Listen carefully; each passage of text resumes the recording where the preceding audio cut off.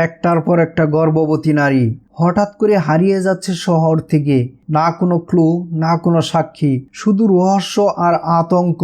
কিন্তু এই সব নিখোঁজ ঘটনার পেছনে যে অন্ধকার সত্যটা লুকিয়ে আছে তা মানুষের নয়। এক ভাই, এক নির্দোষ বোন, আর তাদের জীবনের ঘটে যাওয়া এমন এক ঘটনা যা তোমার রক্তকে হিম করে দিবে। কে এই অদৃশ্য শক্তি? কেন শুধু গর্ভবতী নারীদেরই টার্গেট করা হচ্ছে?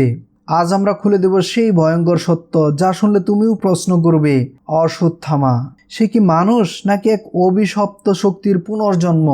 বিয়ের মাত্র কয়েকদিন আগেই প্রিয়া নামের একটি মেয়ে জানতে পারে যে সে প্রেগনেন্ট। এজন্য প্রিয়া আত্মহত্যা করার চেষ্টা করে, কারণ প্রিয়া কখন, কিভাবে, কার দ্বারা প্রেগনেন্ট হয়েছে সে কিছুই জানে না। শুধু প্রিয়াই নয়, শহরে আরও অনেক মেয়ে আছে, তাদের সাথে এমনই ঘটনা ঘটেছে। তাদের কেউ বেঁচে আছে, আবার কেউ মারা গেছে, আবার অনেকেই জানে না যে তাদের সাথে কি হয়েছে। কিন্তু এই মেয়েদের সাথে একজাক্টলি কি হয়েছিল, কে বা কারা কিভাবে এটা করেছে, জানতে ভিডিওটির শেষ পর্যন্ত দেখুন। বলেছি তেলেগু ভাষায় মুক্তি পাওয়া ক্রাইম মিস্ট্রি থ্রিলার মুভি অশ্বত্থামার কথা। মুভির শুরুতে আমাদেরকে হসপিটালের একটি দৃশ্য দেখানো হয়। প্রসব বেদনায় কাতরানো এক নারীকে অপারেশন থিয়েটারে নেওয়া হচ্ছে। বাইরে অন্যান্যদের সাথে ওই নারীর একমাত্র ছেলেটি তখন ওটির সামনে গভীর আগ্রহে দাঁড়িয়ে আছে। কিছুক্ষণ পর ভিতর থেকে জানা যায় যে মেয়ে সন্তানের জন্ম হয়েছে। এরপর ছেলেটি ভিতরে গিয়ে সদ্য ভূমিষ্ঠ হওয়া বোনটাকে দেখে। তো বাচ্চাটি তখনও কাঁদছিল, তবে ভাইকে দেখা মাত্রই তার কান্না থেমে যায়।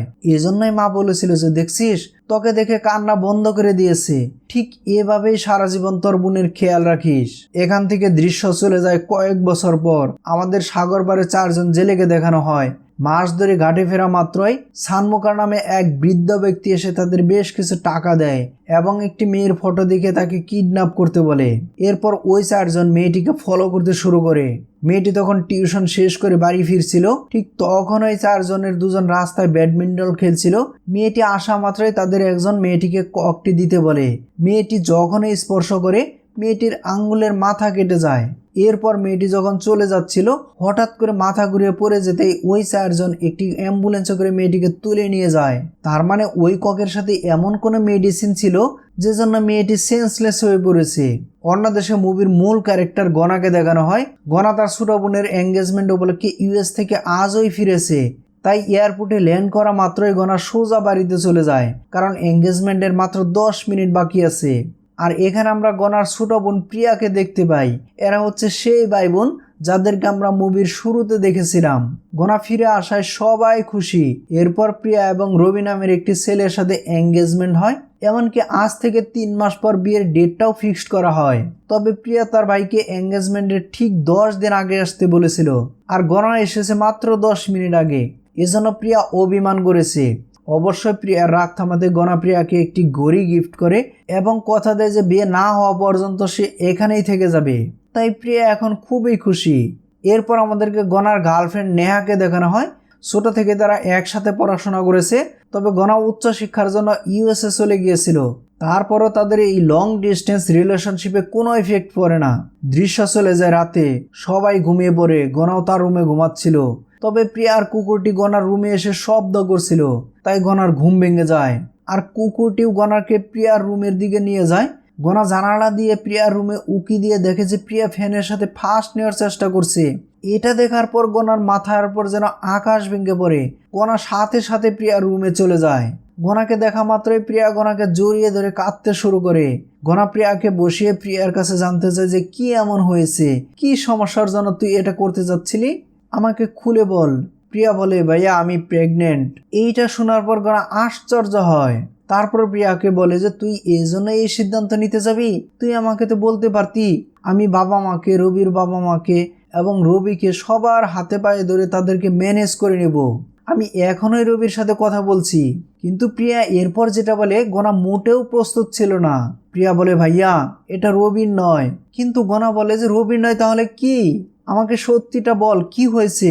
প্রিয়া বারবারই বলছে, ভাইয়া আমি জানি না, কিন্তু এটা কিভাবে সম্ভব? প্রিয়া প্রেগনেন্ট। প্রিয়া জানে না যে প্রিয়া কার দ্বারা প্রেগনেন্ট হয়েছে। গনা এক সময় উত্তেজিত হয়ে ওঠে।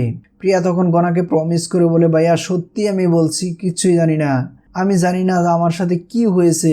গনা প্রিয়ার সাথে আর কোনো কথা না বলে রবিকে ডেকে নিয়ে রবিকে সম্পূর্ণ বিষয়টি জানায়। তবে রবি কোনো কথার জবাব না দিয়েই বাড়ি চলে যায়। আর পরবর্তী দিন সকাল হতেই গনা প্রিয়াকে অ্যাবর্শন করাতে হসপিটালে নিয়ে যায়। আর সেখানেই রবি এসে পড়ে। রবি নিজেকে প্রিয়ার হাজবেন্ড পরিচয় দিয়ে প্রিয়ার অ্যাবর্শন করার অনুমতিপত্রে সিগনেচারও করে দেয়। এরপর একদিকে প্রিয়ার অ্যাবর্শন করানো হয়, অন্যদিকে রবি গনাকে বলে, দেখুন ভাইয়া, যেটা হবার সেটা হয়ে গেছে, আমি চাই না এই বিষয়ে অন্য কেউ জানুক, কারো কাছে কিছু শেয়ার করতে হবে না। এই বলে রবি সেখান থেকে চলে যায়। গনাও বিষয়টা বুঝতে পারে, সাথে এটাও বুঝতে পেরেছে তার বোন প্রিয়া অনেক ভাগ্য করে রবির মতো একজন হাজবেন্ডকে পেতে চলেছে, না হলে কোনো ছেলে এই জিনিসটা মেনে নিবে না। অ্যাবর্শন হয়ে গেলে গনা প্রিয়াকে নিয়ে বাড়ি চলে যায়। তবে গনার মাথা থেকে এখনো গত রাত্রের ঘটনাটি বের হচ্ছে না। প্রিয়া যখনই গনার চোখের আড়াল হচ্ছে, গনা মনে করছে প্রিয়া হয়তোবা এটা করতে পারে, তাই বারবার সে প্রিয়ার কাছে ছুটে যাচ্ছে। গনা এসে দেখে প্রিয়া কাঁদছে। পরিবারের সদস্যরা ভাবছিল কয়েকদিন পর হয়তো গনা বিয়ের কারণে বাড়ি ছেড়ে চলে যাবে, এজন্য হয়তো বা কান্না করছে। কিন্তু গনা তো জানে যে প্রিয়া কি জন্য কান্না করছে। এজন্য গনা সবাইকে ঘর থেকে বের করে দিয়ে প্রিয়াকে বুঝায়, বলে যে আমি জানি যে তুমি এই বিষয়টি নিয়ে হয়তো চিন্তা করছো, ওই বিষয়টি মাথা থেকে একদমই বের করে ফেলো। যেটা হবার সেটা হয়ে গেছে, সামনে তোমার বিয়ে, ভবিষ্যতের দিকে তুমি ফোকাস করো। যার সাথে তুমি সারা জীবন কাটাবে সে তো তোমাকে সঙ্গ দিচ্ছে, তুমি তো একটা ভাগ্যবতী মেয়ে। এভাবে দেখতে দেখতে 3টা মাস কেটে যায়। অবশেষে খুবই ধুমধামের সাথে প্রিয়া আর রবির বিয়ে হয়। গনা প্রিয়াকে হাসি মুখে বিদায় দেয়। কিন্তু গনার মনে একটি প্রশ্ন, প্রিয়ার সাথে কে এই কাজটি করলো?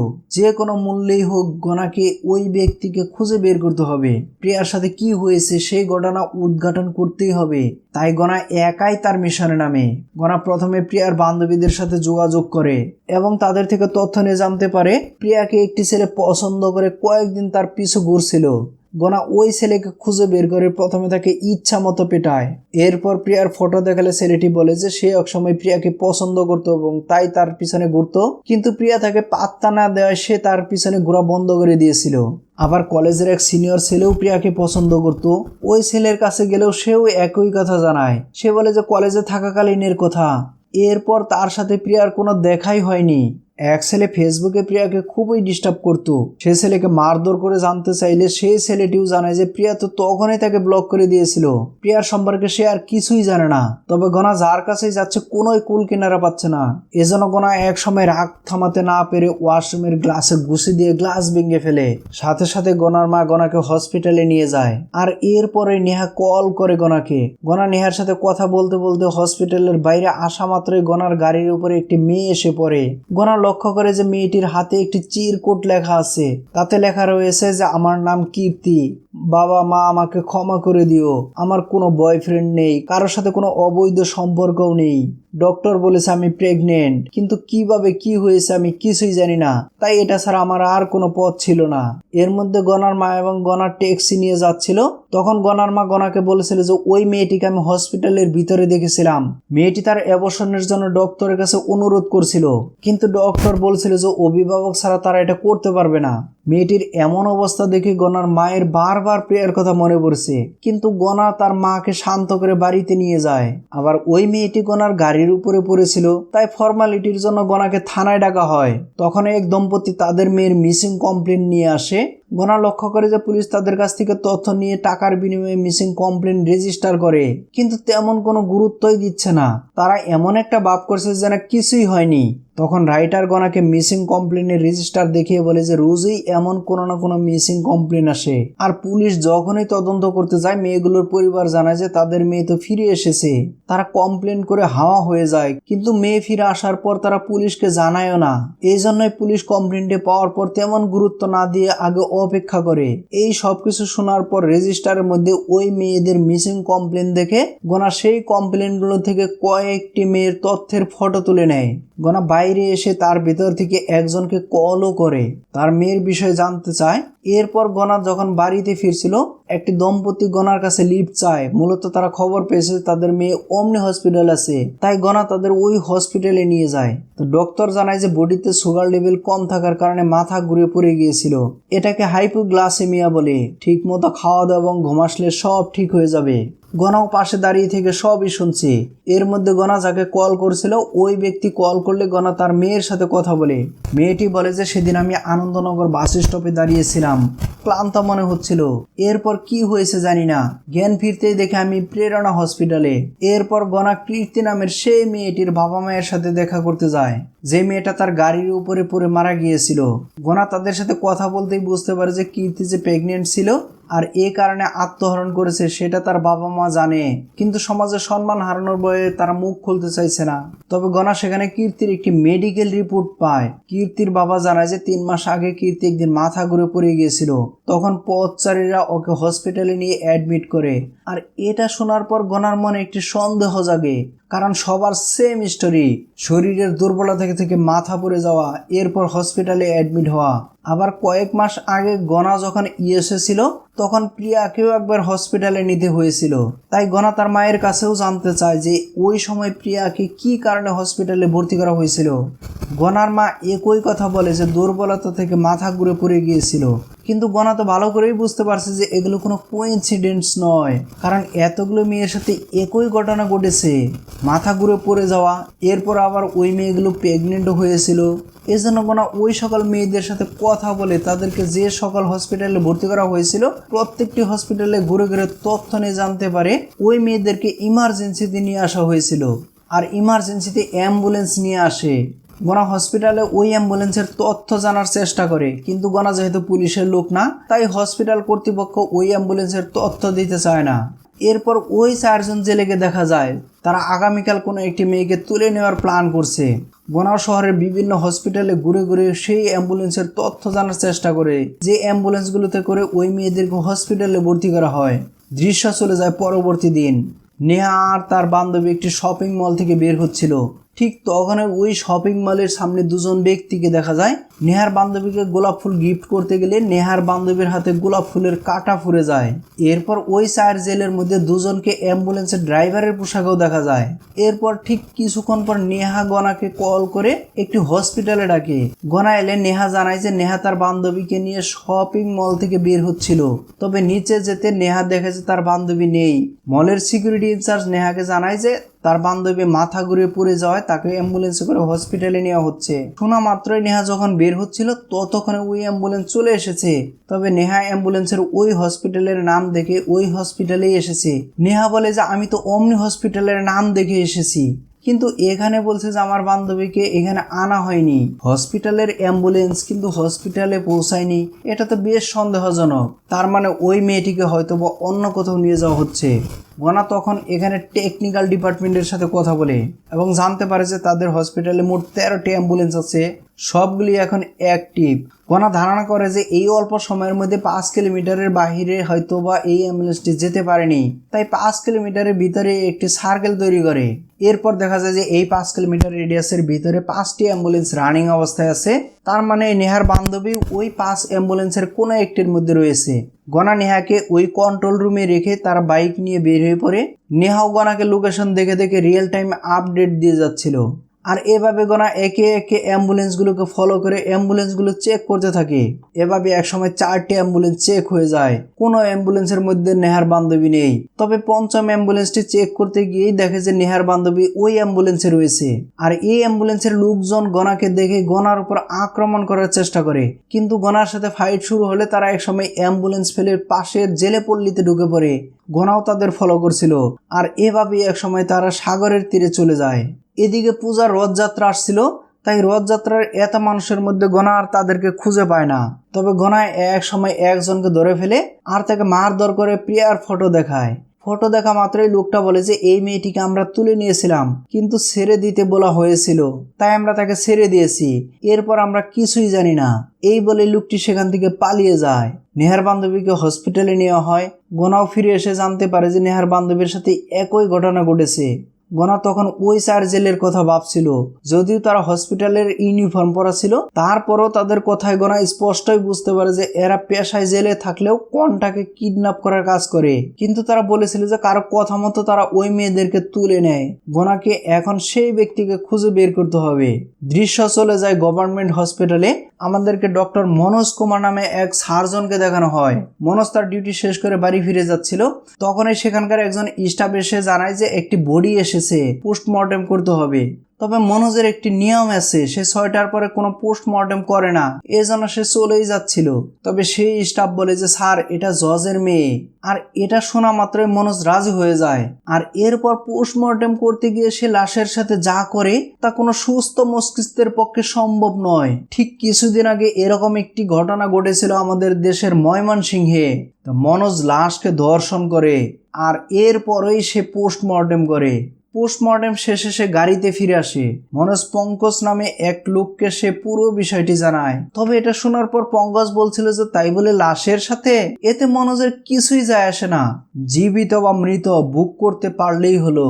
অন্যদিকে গোনা এই জেলেদের খোঁজ করতে এসে একজন লোকের সাথে দেখা হয়। মূলত কতজন লোক সাগরে মাছ ধরতে যাচ্ছে আর কতজন লোক ফিরে আসছে সে সবকিছু হিসাব রাখে। গোনা তার সাথে কথা বলে জানতে পারে যে রবি, চন্দ্র, তাবিদ আর আরিয়া নামের 4 জন জেলে গত 2 দিন যাবৎ ফিরেনি। এদিকে মনোজ বাড়ি ফিরছিল, তখনই তার দাদা শানমুগান কল করে জানায় যে আজ তাদের লোকদেরকে অ্যাম্বুলেন্স থেকে থামিয়ে পিটিয়েছে। মনোজ বলে যে তাহলে এক কাজ করো, ওদের 4 জনকে নিয়ে রাতে আমার বাড়িতে চলে এসো। কথা মতো শানমুগান ওই 4 ছেলেকে মনোজের বাড়িতে নিয়ে আসে। আর এখানে আমরা জানতে পারি যে তারা মনোজের জন্য মেয়েদেরকে কিডন্যাপ করতো। তবে গনা যেহেতু তাদেরকে আজ দেখেই ফেলেছে, তাই ওদের কিছু করতে করতে হয়তো এক সময় মনোজ পর্যন্ত পৌঁছতে পারে। কিন্তু মনোজ কখনোই এমনটা হতে দিবে না। এজন্য ওই 4 জেলেকে খুব আদর যত্ন করে ভালোভাবে খাবার খাওয়ায় এবং খাবার টেবিলেই তাদেরকে খুন করে। শানমুগান যেহেতু এই সম্পর্কে জানেনি, তাই সে শানমুগানকে ছেড়ে দেয়। অন্যদিকে গনা পরবর্তী দিন আবারও জেলেদের খোঁজ করতে গিয়ে দেখে একটি নৌকার গায়ে ট্যাটু। আর এই ট্যাটু দেখে ওই লোকের কথা মনে পড়ে যায়, কারণ ওই দিন অ্যাম্বুলেন্সের ড্রাইভারের গায়েও সেই একই রকম ট্যাটু দেখছিল। এই বুটটি রবির বুট। রবি বুট যেহেতু এখানে আছে, তার মানে রবি সমুদ্রে যায়নি। তাই গনা রবির বাড়িতে গিয়ে রবির স্ত্রীর সাথে কথা বলে তার স্ত্রী জানায় যে রবিতে মাছ ধরতে গেছে। তবে রবির ঘরের মধ্যে গনা প্রিয়াকে গিফট করা একটি ঘড়ি পায়, যেটা সে অনেক আগে প্রিয়াকে দিয়েছিল। আর ওই ঘড়িটি হারিয়ে যাওয়ার কারণে সে এবারও প্রিয়ার জন্য সেম আরেকটি ঘড়ি নিয়ে এসেছে। আজ আবার রাখি বন্ধনের দিন, তাই গনার মা গনাকে কল করে জানায় যে প্রিয়া এসেছে। আর একথা শোনা মাত্রই গনা বাড়িতে ফিরে আসে আর রাখি বাঁধার পর গনা প্রিয়াকে হারিয়ে যাওয়া ঘড়িটি গিফট করে।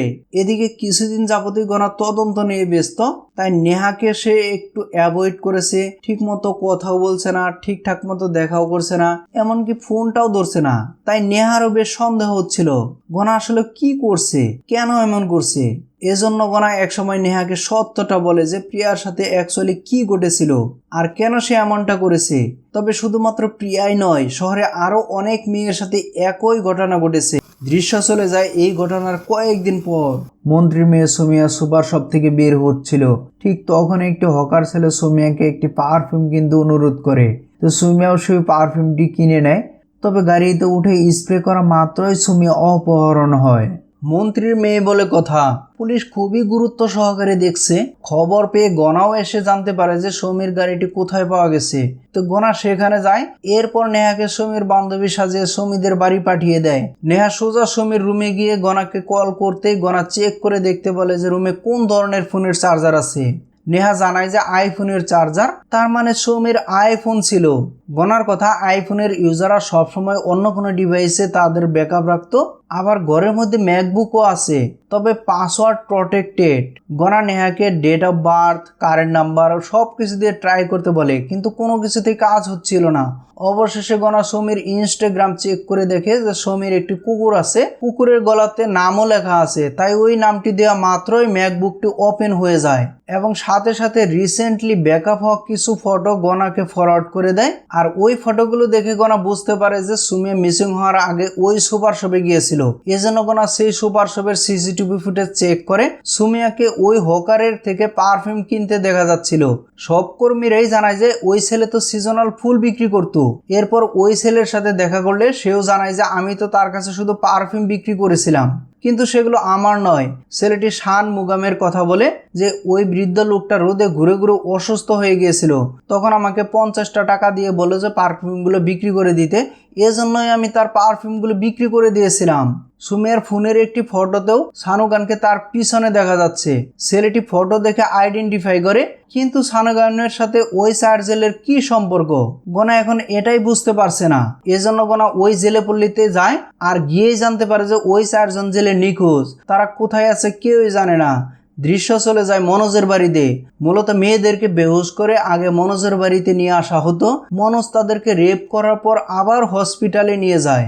অন্য সবার মতো সুমিয়াকেও সেভাবে বেহুশ করে আনা হয়েছিল, কিন্তু সুমিয়া ড্রাগ অ্যাডিক্টেড ছিল। সে নিয়মিত ড্রাগ নিত, সেজন্য নর্মাল ডোজে তার কোনো কাজ হয়নি। তো সুমিয়ার সেন্স ফিরে আসায় সুমিয়া মনোজকে দেখে ফেলে, আর মনোজ তাই সুমিয়াকে মেরে ফেলার সিদ্ধান্ত নেয়। কারণ সুমিয়া যেহেতু তাকে দেখে ফেলেছে, সুমিয়া জীবিত ফিরে গেলে মনোজ ধরা পড়ে যাবে। তাই পঙ্কজ যতই নিষেধ করুক না কেন, মনোজ একটি বেলচার গোড়ালি দিয়ে সুমিয়াকে খুন করে। এমনকি সানুগানকে বলে যে এই লাশটি যেন থানার সামনে ফেলে আসে, আর পরবর্তী দিন মনোজকেই সৌমির পোস্টমর্টম করতে বলা হয়। তো মনোজ মিডিয়ার সামনে এমন একটা অভিনয় করে যে সে যেন ভাজা মাছটিও উল্টে খেতে জানে না। সৌমির সব বর্ণনা দিতে গিয়ে তার চোখ দিয়ে জল গড়িয়ে পড়ছে। অন্যদিকে সৌমির খুনের পর গনা নেহাকে তার তদন্তের সবকিছু খুলে বলে। গনা বলে যে ওই লোক র্যান্ডমলি চয়েস করে। যে সকল মেয়েরা নিখোঁজ হয়েছে তাদের কারোরই কোনো কানেকশন নেই, কিন্তু প্রতিটি মেয়েকেই একই নির্দিষ্ট কারণে হসপিটালে ভর্তি করা হয়েছিল, আর তা হচ্ছে হাইপোগ্লাসিমিয়া, অর্থাৎ সুগার লেভেল কমে গিয়ে ডিহাইড্রেট হয়ে মাথা ঘুরিয়ে পড়ে যাওয়া। একটা দুইটা হলে মেনে নেওয়া যেত, কিন্তু শহরে এতগুলো মেয়ের সাথে সেম ঘটনা, এটা কোনোই কোইন্সিডেন্স নয়। এজন্য গনা রিসার্চ করেছে। তাই গনা বলে যে 1960 সালে রবার্ট ডিসে নামে এক সায়েন্টিস্ট হাইপোমেসিন নামে একটি ড্রাগ আবিষ্কার করে। এটা এমন একটা ড্রাগ যেটা নেওয়ার পর বডি ডিহাইড্রেট হয়ে যায়। যেন ওই ড্রাগ নিয়ে যদি কেউ 1 ঘন্টা ওয়ার্কআউট করে তাহলে 5 ঘন্টার সমান রেজাল্ট পাবে। এটা ছিল মেডিকেল সায়েন্সের বড় আবিষ্কার। কিন্তু এক মহিলা অ্যাথলেটস তার হারিয়ে যাওয়া ফিটনেস ফিরে পেতে ডক্টরের পরামর্শ ছাড়াই হাইপোমেসিনের ওভারেস নেওয়ার কারণে তার মৃত্যু হয়েছিল, যে জন্য ইউকে গভর্নমেন্ট এবং ওয়ার্ল্ড মেডিকেল কাউন্সিল এই ড্রাগটি ইলিগাল করে ব্যান করে দেয়। গনা ধারণা করে যে বর্তমানে যে সকল মেয়েরা মিসিং হচ্ছে প্রত্যেককে হাইপোসোমিন নামক এই ড্রাগ দিয়েই সেন্সলেস করা হচ্ছে। তার মানে এটা যে করেছে সে কোনো সাধারণ ব্যক্তি নয়, অবশ্যই তার মেডিকেল সায়েন্স সম্পর্কে ভালো ধারণা আছে। এর মধ্যে শহরের একটি বড় মল থেকে সন্ধ্যা নামের একটি মেয়ে অপহরণ হয়। গনা সেই মলের সিসিটিভি ফুটেজ চেক করে দেখে যে শানমুগান ওই মলে ঘোরাফেরা করছিল, আর শানমুগানকে একটি ব্যক্তির সাথে কথা বলতে দেখা গেছে। পুরো মলের সবগুলো সিসিটিভি পর্যবেক্ষণ করে শেষ পর্যন্ত পার্কিং লটের এক সিসিটিভিতে ওই ব্যক্তিকে একটি গাড়ি নিয়ে বের হতে দেখা যায়, আর ওই গাড়ির গায়ে শিবশক্তি ট্রাভেলস লেখা ছিল। তাই গনা শিবশক্তি ট্রাভেলসের খোঁজ করতে যায়। এই শিবশক্তি ট্রাভেলসটা মনোজের বাড়ির পিছনের বিল্ডিংয়ে। তাই গনা ভুল করে মনোজের বাড়িতে চলে আসে। মনোজ যেহেতু সুমিয়ার পোস্টমর্টেম করেছিল, তাই মনোজকে দেখেই গনা হাইপোগ্লাইসেমিয়া নামক ওই ড্রাগের বিষয়ে জানতে চায় এবং জিজ্ঞেস করে ওর বডিতে কি আপনি এই ড্রাগের উপস্থিতি পেয়েছিলেন। মনোজ বিষয়টি বুঝতে পারে, তাই গনাকে কফি আনার কথা বলে প্রথমে ভিতরে নিয়ে আসে। এরপর কিচেনে কফি আনতে যায়। অন্যদিকে গনার কথা মতো নেহাও থানায় গিয়ে শানমুগানকে তার নিজের দাদা পরিচয় দিয়ে শানমুগানের মিসিং কমপ্লেন করে, আর কমপ্লেন্ট দিয়ে নেহা বাইরে এসে কল করে গনাকে জানাচ্ছে। ঠিক তখনই শানমুগান থানার সামনে সে লাশ টেনে ফেলে পালানোর চেষ্টা করে। তো গনাকে জানালে গনাও নেহাকে বলে তুমি দ্রুত ওই ব্যক্তিকে ফলো করো, আমিও আসছি। এদিকে মনোজ কফির মধ্যে মেডিসিন মিশিয়ে গনাকে আজই মারার প্ল্যান করে, তবে এর মধ্যে নেহার কলের কারণে গনা বের হয়ে যায়। তাই মনোজ আর তাকে মারতে পারে না। তবে মনোজ এটা বুঝতে পারছে যে গনা আজ বা কাল তাকে অবশ্যই ধরে ফেলবে। আবার শানমুগানও লক্ষ্য করেছিল যে নেহা তাকে ফলো করছে, তাই শানমুগান মনোজকেও জানায়। মনোজ শানমুগানকে প্ল্যান করে পোর্টে যেতে বলে। কথা মতো শানমুগান পোর্টে যাচ্ছিল, আর নেহা গনাকে পোর্টের বিষয়ে জানানো মাত্রই গনা বুঝতে পারে যে এটা হয়তো বা কোনো ট্র্যাপ। তাই নেহাকে চলে যেতে বলে নিজেই পোর্টে চলে যায়। মনোজ বুঝতে পারছে শানমুগান ধরা পড়ে গেছে, তাই শানমুগানকে মনোজের আর প্রয়োজন নেই। মনোজ তার প্ল্যান মতো শানুখানকে একটি স্থানে এনে উপর থেকে একটি কন্টেনার ফেলে শানুখানকে খুন করে। গনাও এখন বুঝতে পারছে না যে গনা এখন কি করবে, কিভাবে এসে এই চক্রের প্রধানকে খুঁজে বের করবে। তখনই শানুখানের গাড়িতে থাকা একটি কার্ড পেয়ে গনা ওই গ্যারেজে গিয়ে খোঁজ নিয়ে জানতে পারে যে এটা মনোজের গাড়ির কার্ড। তাই গনা সোজা মনোজের বাড়িতে যায়। তবে মনোজ এখন বাড়িতে না থাকায় আর দরজা খোলা পাওয়ায় গনা ভিতরে ঢুকে পড়ে। গনা খুঁজতে খুঁজতে সোজা উপরে চলে যায়। আর এখানে এসে গনা যা দেখে তা সে স্বপ্নেও ভাবেনি। গনা লক্ষ্য করে যে মনোজ এখানে কয়েকজনকে খুন করে বড় বড় টিউবের মধ্যে তাদের সংরক্ষণ করে রেখেছে। আর এর মধ্যে আমরা পঙ্কজের বডিটিও দেখতে পাই। এর মধ্যে মনোজ এসে পড়েছে। মনোজ এসেই গনাকে দেখে বুঝতে পারে যে সে ধরা পড়ে গেছে। মনোজের সবকিছু ফাঁস হয়ে যাওয়ায় এখানে মনোজ আর গনার মধ্যে তুমুল ফাইট হয়। এমনকি এক সময় গনার হাতে মনোজ মারাও যায়। এরপর গনা বাড়িতে ফিরে জানতে পারে যে প্রিয়া প্রেগনেন্ট। আর এটা জেনে গনা আজ সব থেকে বেশি খুশি। একদিকে প্রিয়ার সাথে যে অন্যায় হয়েছিল সেটার প্রতিশোধ সে নিয়ে নিয়েছে, অন্যদিকে খুশির খবর পেল। একেই বলে ভাই যে তার বোনের জন্য সব কিছু করতে পারে। তো সর্বোপরি মুভিটা আপনাদের কেমন লাগছে অবশ্যই কমেন্ট করে জানাবেন। আর ভিডিওটিতে অবশ্যই আপনাদের মতামত জানাবেন। আর চ্যানেলটি সাবস্ক্রাইব করে না থাকলে অবশ্যই চ্যানেলটি সাবস্ক্রাইব করে পাশে থাকা বেল আইকনটি প্রেস করে রাখবেন। খুব শীঘ্রই আমি নতুন আরেকটি ভিডিও নিয়ে আসতেছি। সে পর্যন্ত সবাই ভালো থাকবেন। Bye bye, take care.